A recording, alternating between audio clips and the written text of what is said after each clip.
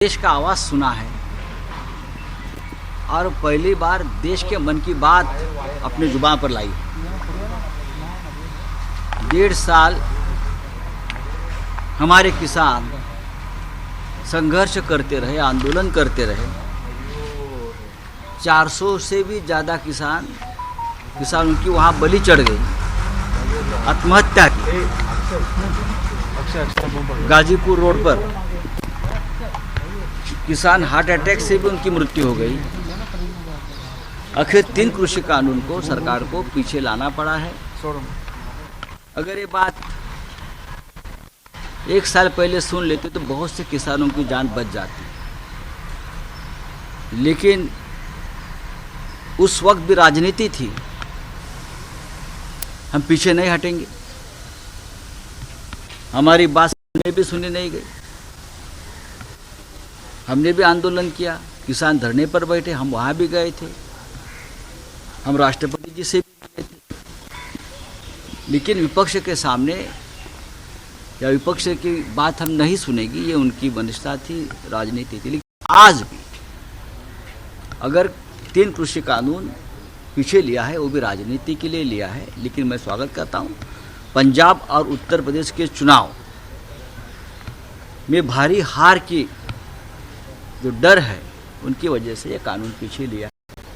क्योंकि किसानों की ताकत क्या है ये सबको मालूम है।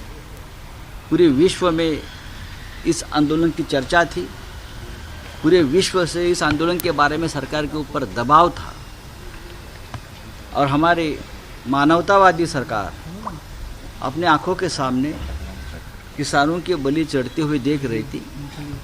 लेकिन आखिर इस देश में किसानों का विजय हुआ है। जय किसान, जय किसान। सर, किसानों को आतंकवादी, खालिस्तानी यही तो है। आतंकवादी कहाँ, खालिस्तानी कहाँ, पाकिस्तानी कहाँ। किसानों को कहा कि उनको खालिस्तानी फंडिंग करते हैं। किसानों के आंदोलन में आतंकवादी घुस गए हैं। ये भारतीय जनता पार्टी के नेता खुलेआम बोल रहे थे। लेकिन किसान इस देश का अन्नदाता है, किसान इस देश का माँ है, और किसानों के साथ आप इस प्रकार से बर्ताव नहीं कर सकते, क्योंकि पूरा देश किसानों के साथ है। ये बात प्रधानमंत्री जी ने हमारे मान ली है। मैं उनका स्वागत करता हूँ, प्रधानमंत्री जी का मैं उनका अभिनंदन करता हूँ। और विपक्षता की जो एकता रही इस मामले में, वो आने वाले दिनों में बहुत कुछ गुल खिलाई। किसानों को गाड़ी से जो रोंदा गया, अजून देखील मिश्रा यांचा देखिए, किसानों के ऊपर इतने साल में इतने अत्याचार हुए हैं। लखीमपुर खीरा में तो किसानों को कुचल दिया गया, जो किसान आंदोलन कर रहे थे। हरियाणा में किसानों के सर फोड़ दिए, गोली चलाई हरियाणा में। दिल्ली में हो गया है सब कुछ। उसके बाद भी किसान डटे रहे और हटे नहीं, और उसकी वजह से अब जो आने वाला संसद का सत्र है, उससे पहले सरकार को 3 कृषि कानून, जो काले कानून कहा जाता है, उनको वापस लेना पड़ा। सर, उन्होंने कहा, टिकैत जी ने कहा है कि जब तक संसद में ये कानून वापस नहीं लिए जाते, रद्द नहीं किए जाते, तब तक आंदोलन जो है वो खत्म नहीं होगा। देखिए, वो तो अभी एक औपचारिकता रही है। प्रधानमंत्री की बात अगर हम मानते हैं, प्रधानमंत्री ने अगर बात कही है, तो उनके ऊपर हम विश्वास रखें। सर, आपने कहा अपोजिशन साथ में था, संजय राहुल गांधी का नाम लिया, पवार साहब के बारे में कहा।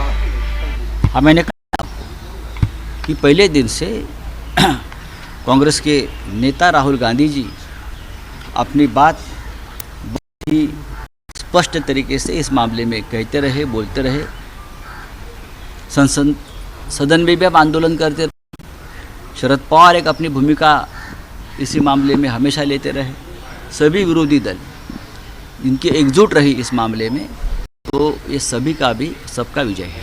त्यासोबत सर, ईडी आणि सीबीआय संचालकांना जी मुदतवाढ दिली गेली, त्यामध्ये सुप्रीम कोर्टाने सांगितले होते की अशी मुदतवाढ देणं योग्य नाही। यापूर्वी बघा, सरकारची मनमानी आहे। ज्या पद्धतीनं जनतेच्या रेट्यापुढे 3 काळे कानून मागे घ्यावे लागले सरकारच्या, जनतेच्या दबावामुळे, एक दिवस या सरकारला ईडी, सीबीआय, इन्कम टॅक्स, NCBची मनमानी आहे, त्याला सुद्धा चाप लावावा लागेल इतका जनतेचा दबाव आणि रेटा वाढला. तो हिंदी में सर, जानना सर, चाहूँगा, आपने बताइए। कहा ईडी और ये सब देखिए, जिस तरह से जनता के दबाव के आगे झुककर 3 कृषि कानून जो काले कानून है उनको पीछे लेना पड़ा है सरकार को, इसी तरह एक दिन जिस तरह से दबाव तंत्र ईडी का चल रहा है सरकार के माध्यम से, सीबीआई का चल रहा है, इनकम टैक्स, एनसीबी, उनको भी पीछे आना पड़ेगा और जो राजनीतिक विरोधक है उनको जो कुचलने का काम चल रहा है वो भी जनता के दबाव के आगे सबको झुकना पड़ेगा. सर, नमस्कार, मैं हूं मानक गुप्ता. अगर आपको हमारा ये वीडियो पसंद आया हो तो इसे लाइक और शेयर जरूर करें और हाँ, हमें सब्सक्राइब और फॉलो करना ना भूलें ताकि आप देश और दुनिया की कोई खबर मिस ना करें. तो जुड़े रहिए हमारे साथ और देखते रहिए न्यूज़ 24.